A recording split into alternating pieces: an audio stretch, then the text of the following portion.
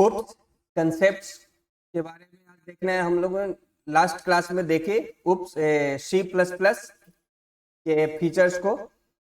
तो उप्स का जो बेसिक 6 प्रॉपर्टीज होता है जो ऑलरेडी डिस्कस हो चुका है, class, object, inheritance, polymorphism, abstractions and encapsulation. तो ये 6 प्रॉपर्टीज है या हम इसको कह सकते हैं 6 फीचर्स है, जिसमें क्लास एंड ऑब्जेक्ट हम इसको कह सकते हैं these are the base of object oriented programming. सबसे पहले अब हम लोग अभी डिस्कस करते हैं क्लास के बारे में। क्लास क्या होता है? तो जैसा हम लोग जानते हैं कि जो उप्स कंसेप्ट है, ये उप्स कंसेप्ट रियल लाइफ से डेराइव किया गया है, रियल लाइफ कंसेप्ट्स को यूज किया गया है ऑब्जेक्ट ओरिएंटेड प्रोग्रामिंग लैंग्वेज के रूप में यूज करने के लिए। तो object oriented programming and system is a real life concept.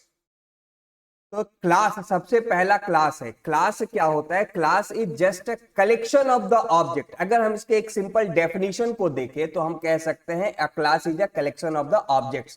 Class क्या है? ऑब्जेक्ट का कलेक्शन होता है।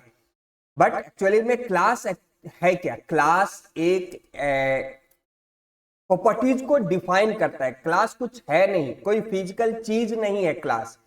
क्लास हम कह सकते हैं कि एक ग्रुप है, एक कलेक्शन है जो प्रॉपर्टीज को डिफाइन करता है। जब हम कोई भी जनरल ग्रुप बनाते हैं आमतौर पे रियल लाइफ में, जैसे अगर हम लोगों को कुछ कलेक्शन बनाना हो, किसी चीज का ग्रुप बनाना हो, तो हम ग्रुप किस बेसिस पे बनाएंगे?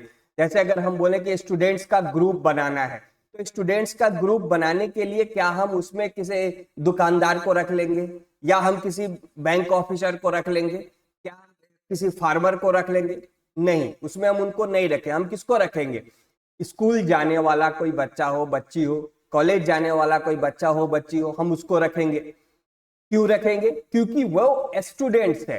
तो स्टूडेंट किसी एक लड़के का या एक लड़की का नाम नहीं है, ये एक ग्रुप है जो प्रॉपर्टीज बता रहा है कि एक ऐसा पर्सन जो स्कूल कॉलेज जाता हो, पढ़ाई लिखाई करता हो, वो स्टूडेंट्स होगा। तो दुनिया में कहीं पे भी जो भी स्कूल जा रहा है, कॉलेज जा रहा है, पढ़ाई लिखाई कर रहा है, वो सब स्टूडेंट है।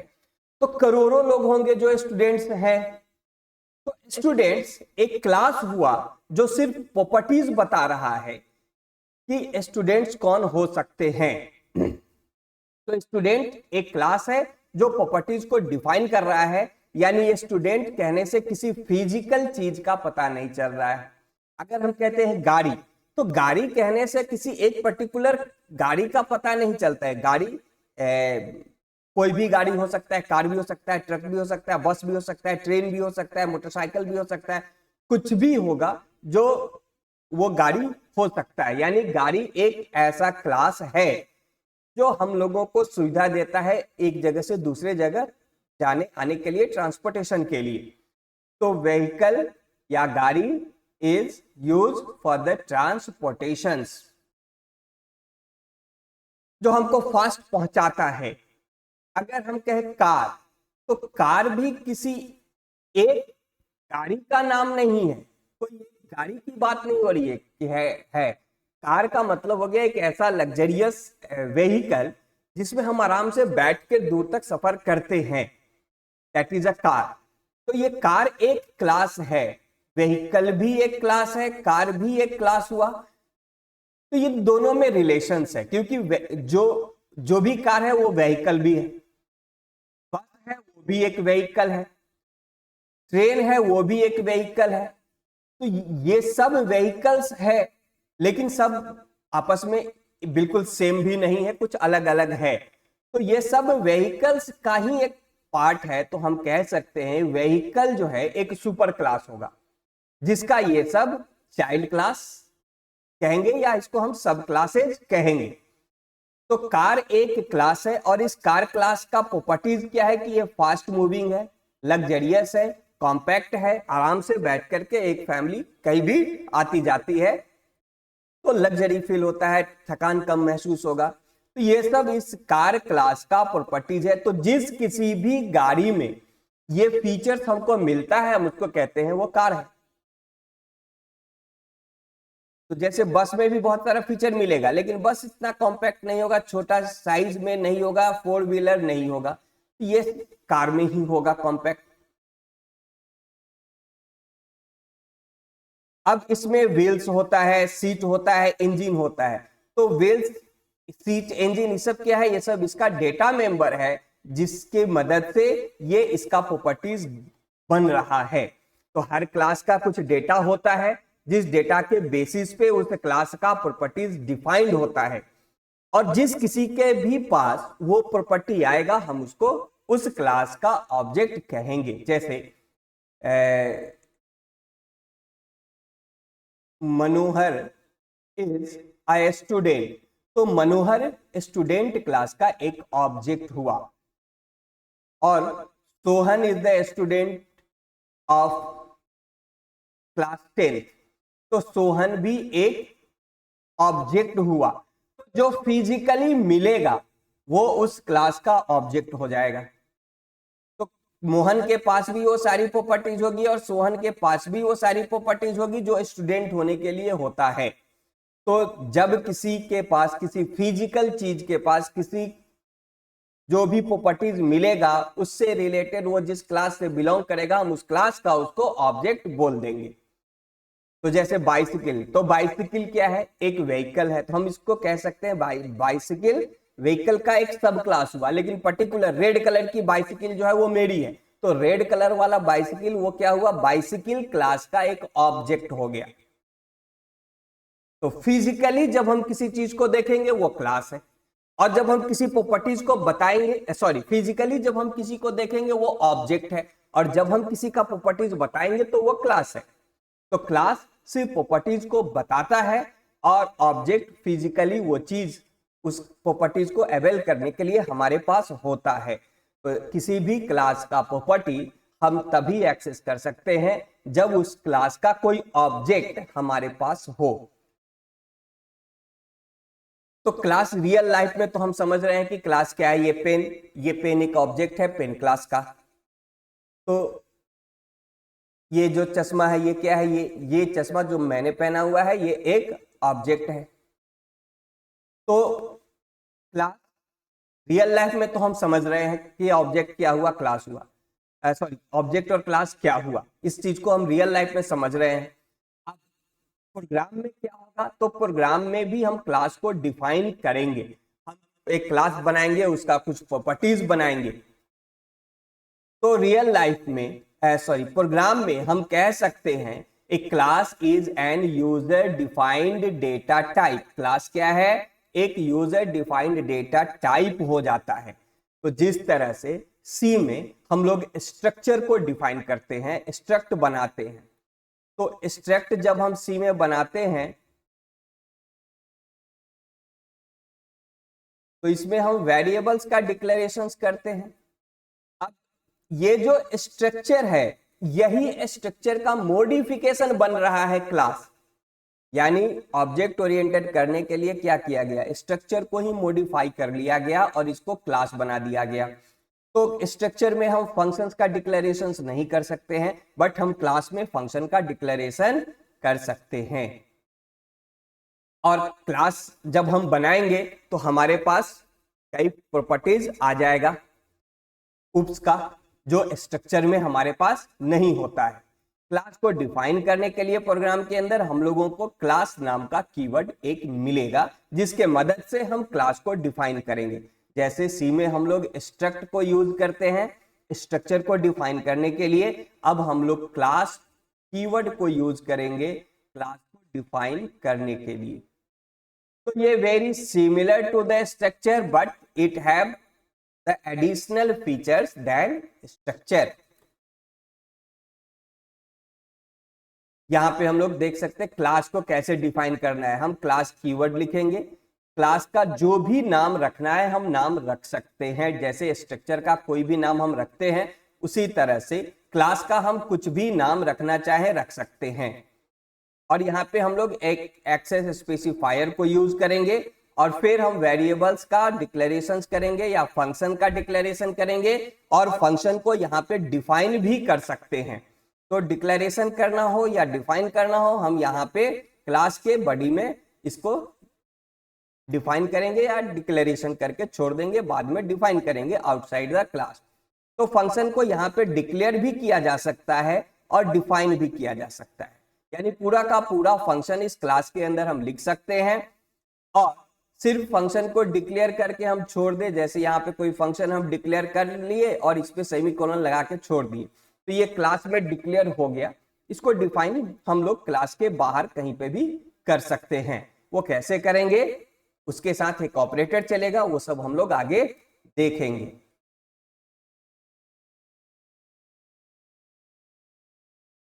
तो क्लास का जो भी हम डिक्लेरेशंस कर रहे हैं, क्लास के अंदर जो भी वेरिएबल का डिक्लेरेशन हम कर रहे हैं या फंक्शंस को डिफाइन कर रहे हैं, और क्लास के अंदर हम इनर क्लास भी बना सकते हैं, हम क्लास के अंदर भी क्लास को डिफाइन कर सकते हैं। तो जो कुछ भी एक क्लास के अंदर हम डिक्लेयर कर रहे हैं या डिफाइन कर रहे हैं, वो सब उस क्लास का मेंबर माना जाएगा, या हम उसको मेंबर कह सकते हैं या हम कह सकते हैं उस क्लास का ये प्रॉपर्टीज हुआ। तो जैसे क्लास ए हम अगर यहाँ पे डिफाइन कर रहे हैं और इसमें हम बनाते हैं, ये हमारा हुआ एक्सेस स्पेसिफायर, हम यहाँ पे एक वेरिएबल डिक्लेयर किए इंट एक्स, और यहाँ पे हम एक फंक्शन डिक्लेयर कर दिए void show। तो ये डिक्लेयर कर दिए फंक्शन को, अभी हम डिक्लेयर कर रहे हैं।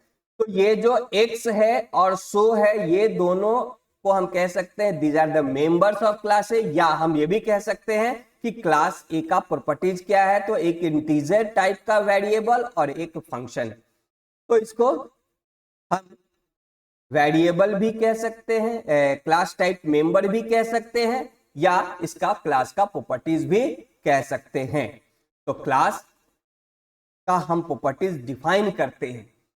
तो क्लास एक तरह से यूजर डिफाइंड डेटा टाइप बन गया, जैसे स्ट्रक्चर बनता है सी के अंदर, उसी तरह से C++ में अब क्लास भी बनेगा, स्ट्रक्चर भी बनेगा, क्लास भी बना सकते हैं। तो क्लास बनाने से बेनिफिट ये होगा कि हमारे पास कुछ एक्स्ट्रा फीचर्स मिलेगा जो स्ट्रक्चर में नहीं मिलता है। तो जिस तरह से बेसिक डेटा टाइप्स है इंट, फ्लोट, डबल, कैर, ये सब, उसी तरह से ये ए नाम का एक डेटा टाइप हो गया हमारे उस प्रोग्राम में, जिस प्रोग्राम में क्लास ए हम बना रहे हैं। तो उस प्रोग्राम का ये एक डेटा टाइप हो गया ए, यानी अब हम इंट वेरिएबल डिक्लेयर कर रहे हैं, उसी तरह से ए का भी एक वेरिएबल हम लोग डिक्लेयर कर सकते हैं। और जैसे ए का वेरिएबल बनाए ओ, तो ओ के साथ साथ हमको एक्स और तो भी अब मिलेगा ओ में।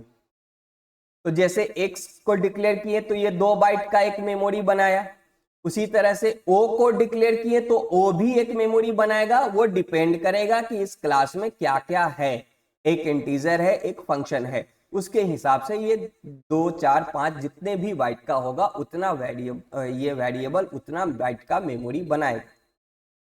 तो class is just like an user defined data type. हर प्रोग्राम में हम अपने जरूरत के हिसाब से क्लास डेटा टाइप डिक्लेरेशंस करते हैं। तो ये बेसिक कंसेप्ट है क्लास का। And then comes to the object. अब ऑब्जेक्ट क्या है? तो ऑब्जेक्ट जो है वो एक कह सकते हैं इंस्टेंस ऑफ द क्लास, वो क्लास का इंस्टेंस है, या हम कह सकते हैं it is the physical entity of the class. जैसे अगर हम कहते हैं इंट, तो इंट कहने से हम लोगों को क्या पता चलता है कि एक ऐसा डेटा टाइप है जो 2 बाइट का मेमोरी जनरेट कर देगा हमारे लिए, जहां पे हम न्यूमेरिकल टाइप का वैल्यू स्टोर कर सकते हैं। तो इंट से कोई मेमोरी नहीं जनरेट हो रहा है, सिर्फ इंट मेमोरी जनरेट करने का प्रॉपर्टी बताता है। अगर हम इंट के साथ कोई वेरिएबल लिख दिए एक्स, तो एक्स का मेमोरी बनेगा किस तरह का? 2 बाइट का। उसमें वैल्यू कैसा रहेगा? न्यूमेरिकल टाइप का। तो एक्स क्या हुआ? एक फिजिकल एंटिटी हुआ इंट टाइप का। तो उसी तरह से ऑब्जेक्ट क्या है? वो एक वेरिएबल है क्लास टाइप का, जिसको हम कह सकते हैं कि वो एक फिजिकल एंटिटी होता है क्लास का। तो हम कह सकते हैं class an object is the class type variable. Object क्या है? क्लास टाइप का वेरिएबल है। और जब तक हम किसी क्लास का ऑब्जेक्ट डिफाइन नहीं करेंगे, हम लोग उस क्लास के किसी भी प्रॉपर्टीज को या उसके मेंबर को यूज नहीं कर पाएंगे क्लास के बाहर। तो क्लास हम डिफाइन कर लिए, लेकिन इस क्लास के प्रॉपर्टीज को एक्सेस करना है, जैसे इंट एक्स यहां लिखा हुआ है, तो इस एक्स को यूज करना है, इस क्लास के इस एक्स को यूज करना है, तो हम लोगों को क्लास ए का एक ऑब्जेक्ट या एक वेरिएबल डिक्लेयर करना पड़ेगा, तभी हम इस एक्स को यूज कर पाएंगे। तो with the help of the object हम लोग एक्सेस करते हैं क्लास के अंदर के मेंबर्स को या उसके प्रॉपर्टीज को। तो इस तरीके से जैसे वेरिएबल का डिक्लेरेशन होता है, ऑब्जेक्ट का भी डिक्लेरेशन सिमिलरली उसी तरह से होगा C++ में, जैसे हम जनरल वेरिएबल्स का डिक्लेरेशन करते हैं। तो दिस इज द ऑब्जेक्ट। अब एक बहुत इंपॉर्टेंट फीचर ये भी है इनकैप्सुलेशन। तो इनकैप्सुलेशन का मतलब क्या है? हाइड करना, छुपा देना। तो जब हम प्रॉपर्टीज को, डेटा को हाइड करते हैं, फंक्शंस को हाइड करते हैं, तो हम उसको कहते हैं, हम उसको इनकैप्सुलेट कर रहे हैं। जैसे हम लोग एक मेडिसिन खाते हैं बिकोसूल, तो वो क्या होता है, वो इस तरीके से प्लास्टिक कवर में पैक होता है मेडिसिन। तो वो मेडिसिन क्या है? इनकैप्सुलेटेड है, हाइड किया गया हुआ है। तो उसी तरह से जब हम प्रोग्राम में चाहते हैं कि हम जो भी वेरिएबल्स को डिक्लेरेशन कर रहे हैं या हम जो फंक्शंस का डिक्लेरेशन कर रहे हैं उसको हम हाइड कर लें, तो हम उसको हाइड करेंगे, इनकैप्सुलेट करेंगे। तो encapsulation is a process of hiding something या hiding the data into the program. तो इनकैप्सुलेशन एक प्रोसेस है, एक प्रक्रिया है जो डेटा को हाइड करने के लिए यूज किया जाता है।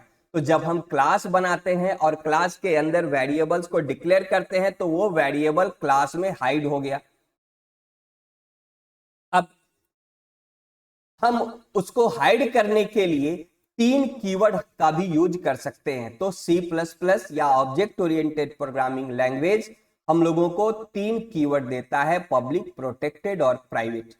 इन तीनों के मदद से क्लास में डिक्लेयर किया गया हुआ वेरिएबल, फंक्शन या क्लास के अंदर का कोई क्लास हाइड किया जाता है, इनकैप्सुलेट किया जाता है। तो पब्लिकली जब हम डिक्लेयर करते हैं, तो पब्लिकली डिक्लेरेशंस का मतलब होता है बहुत ज्यादा हाइड हम उसको नहीं कर रहे हैं, हम क्लास के साथ उसको जहां भी चाहे एक्सेस कर सकते हैं। जहां भी हम ऑब्जेक्ट बनाएंगे उस क्लास के पब्लिक मेंबर को यूज कर लेंगे। प्रोटेक्टेड बनाने से फायदा यह होता है कि हम ऑब्जेक्ट जब भी किसी क्लास का बनाएंगे, तो जो उस क्लास में प्रोटेक्टेड वेरिएबल्स होगा हम उसको यूज नहीं कर पाएंगे ऑब्जेक्ट के मदद से। कैसे यूज करेंगे? तब हम लोगों को इनहेरिटेंस कंसेप्ट पे आना होगा। तो इनहेरिटेंस कंसेप्ट में हम प्रोटेक्टेड मेंबर्स को यूज कर सकते हैं।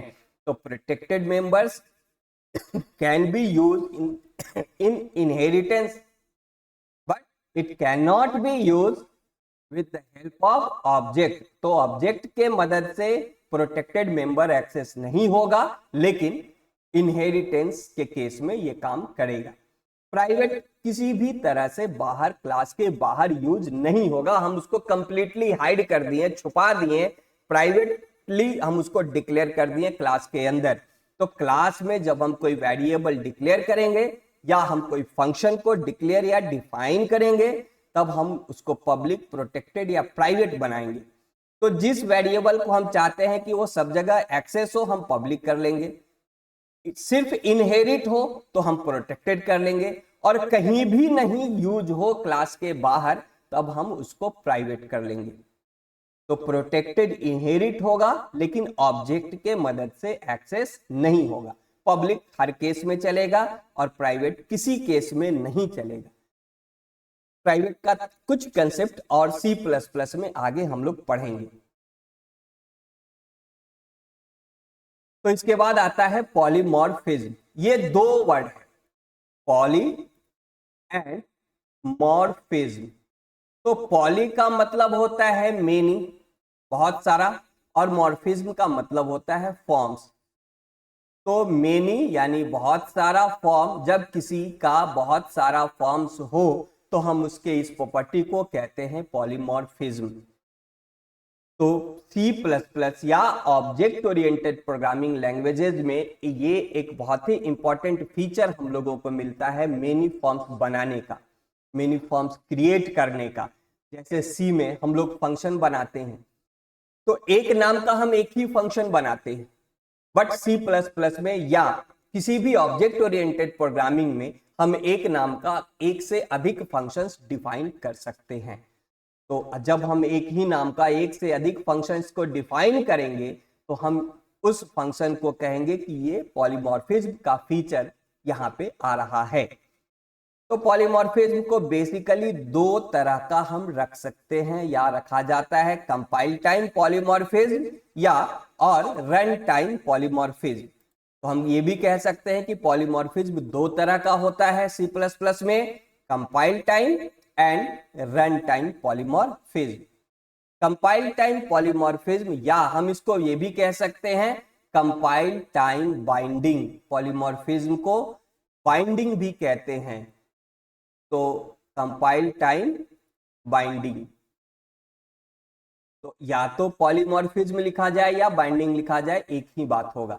तो कंपाइल टाइम बाइंडिंग हम तीन तरह से यूज करेंगे C++ में। फंक्शन ओवरलोडिंग, जैसे अभी बताए हैं कि एक ही नाम का हम एक से अधिक फंक्शंस डिफाइन करेंगे एक क्लास के अंदर। अब वो कैसे करेंगे ये डिटेल आगे हम लोग पढ़ेंगे।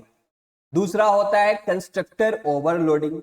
तो कंस्ट्रक्टर एक कंसेप्ट है जो फंक्शन की तरह ही है, कंस्ट्रक्टर को हम लोग पहले पढ़ेंगे। तो कंस्ट्रक्टर फंक्शन की तरह ही बनाया जाएगा, थोड़ा सा माइनर डिफरेंसेज है कंस्ट्रक्टर एंड फंक्शंस में, वो आगे समझ में आएगा।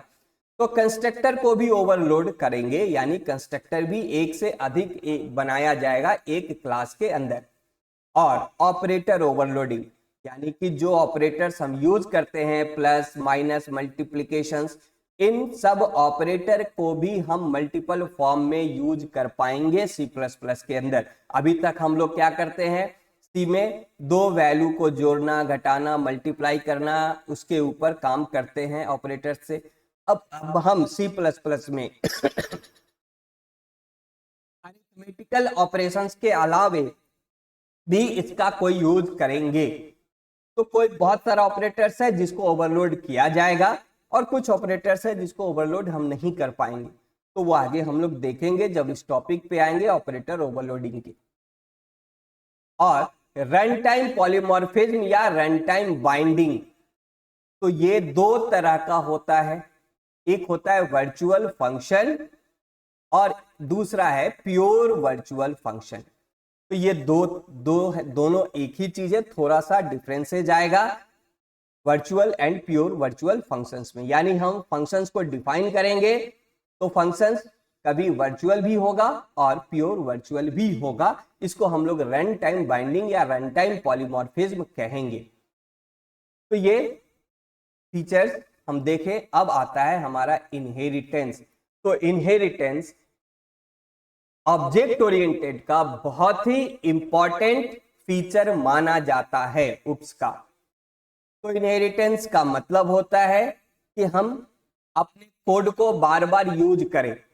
तो जैसे एक क्लास के अंदर हम कुछ प्रॉपर्टीज को डिफाइन किए हैं, अगर वही प्रॉपर्टी हमको उसी प्रोग्राम में कहीं और पे जरूरत है, किसी दूसरे क्लास में भी जरूरत है, तो सेम प्रॉपर्टी जो क्लास किसी एक क्लास में डिक्लेयर हुआ है, वही प्रॉपर्टीज, वही डेटा मेंबर्स या वेरिएबल्स किसी दूसरे क्लास में भी यूज करना है, तो हम वहां पे उस क्लास को इनहेरिट करके यूज कर लेंगे। हम बार बार डिक्लेरेशंस नहीं करेंगे।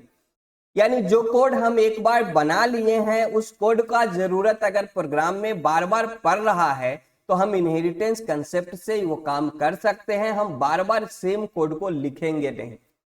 तो रीयूज ऑफ कोड, यहां पे हमको क्या फीचर मिल रहा है इनहेरिटेंस से, हम कोड का रीयूज करते हैं। तो कैसे किया जाता है, एक क्लास को दूसरे क्लास में इनहेरिट करके। तो क्लास ए है, क्लास बी बनेगा, क्लास बी में क्लास ए को इनहेरिट कर लेंगे। तो क्लास ए के अंदर जो कुछ भी प्रॉपर्टीज लिखा गया है वो यहाँ क्लास बी में यूज होगा। तो हाँ, बस जो प्राइवेट बनाया जाएगा क्लास ए में वो प्राइवेट मेंबर्स यूज नहीं होगा, बाकी पब्लिक और प्रोटेक्टेड दोनों क्लास बी में चलेगा। तो क्लास बी क्लास ए के मेंबर्स को वैसे ही एक्सेस करेगा जैसे वो अपने मेंबर को एक्सेस कर सकता है। तो जैसे अभी हम बता रहे थे कार एंड व्हीकल के बारे में, तो व्हीकल क्या कहता है? व्हीकल का मतलब है कि एक ऐसा मशीन जिसमें लोग बैठ करके एक जगह से दूसरे जगह फास्टली मूव करते हैं। तो कार में भी यही काम करते हैं, बस में भी यही काम करते हैं, ट्रेन में भी यही काम करते हैं, मोटरसाइकिल पे भी यही काम करते हैं। तो ये सब जो है व्हीकल क्लास का सब क्लास है। इसीलिए व्हीकल जो प्रॉपर्टीज बताता है वो सारा प्रॉपर्टी कार में भी मिलता है, बस में भी मिलता है, ट्रेन में भी मिलता है, मोटरसाइकिल पे भी मिलता है। तो क्यों? क्योंकि ये सब क्लास जो है ये व्हीकल क्लास का चाइल्ड क्लास है, या ये सारा क्लास व्हीकल क्लास को इनहेरिट कर रहा है।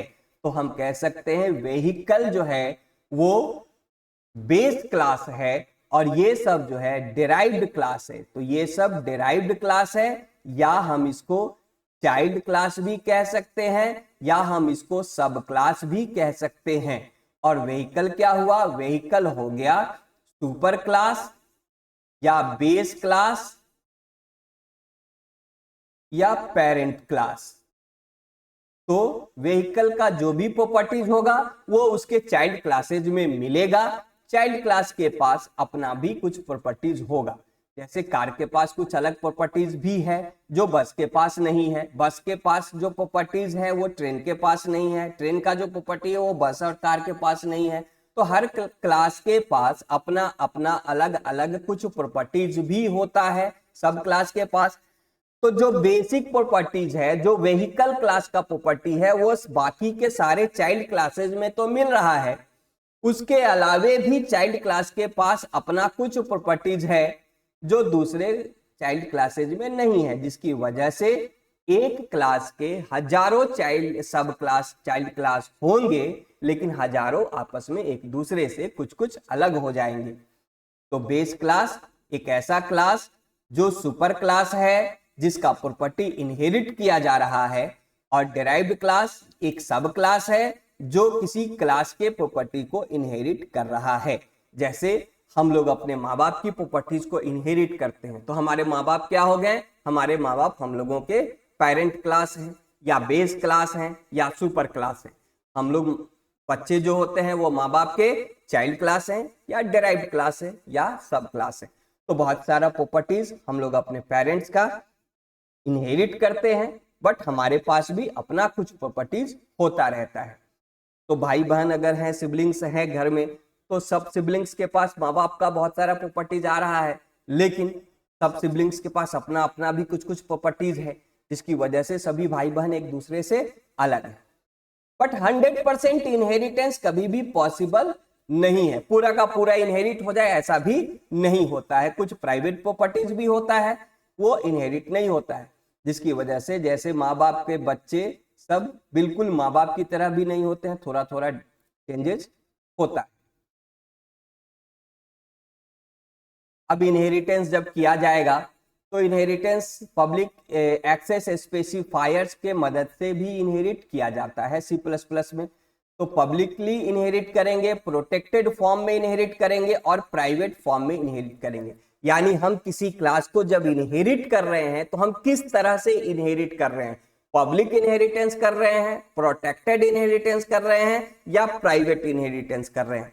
तो हम यहाँ पे 3 तरह से इनहेरिट कर सकते हैं, पब्लिक फॉर्म में, प्रोटेक्टेड फॉर्म में, और प्राइवेट फॉर्म में। तो इनहेरिट करते समय हम किस तरह से करना चाहते हैं उसके हिसाब से इनहेरिट करेंगे। जब हम लोग इनहेरिटेंस टॉपिक पे आएंगे तब इस चीज को डिटेल में समझ लेंगे, क्या होता है पब्लिक इनहेरिट करना, क्या होता है प्रोटेक्टेड, और क्या होता है प्राइवेट इनहेरिटेंस। इनहेरिटेंस का कुछ टाइप भी है, जैसे सिंगल इनहेरिटेंस, यानी एक ही सुपर क्लास होगा और उसका एक ही सब क्लास होगा, तो वो हुआ सिंगल। मल्टीपल इनहेरिटेंस, यानी कि दो सुपर क्लास हो और उसका एक ही सब क्लास बने। तो यहाँ पे क्या हो रहा है, क्लास सी जो है ए और बी दोनों के प्रॉपर्टी को इनहेरिट कर रहा है, तो ये मल्टीपल हो गया। मल्टी लेवल इनहेरिटेंस, जैसे क्लास ए को बी इनहेरिट किया और बी को सी इनहेरिट किया, तो ये लेवल बाय लेवल इनहेरिटेंस चल रहा है। उसी तरह से हायरार्किकल इनहेरिटेंस, जैसे क्लास ए का दो चाइल्ड क्लास हो जाए बी एंड सी, तो क्लास ए के दो सब क्लास हो गए, तो ये हायरार्किकल हो गया।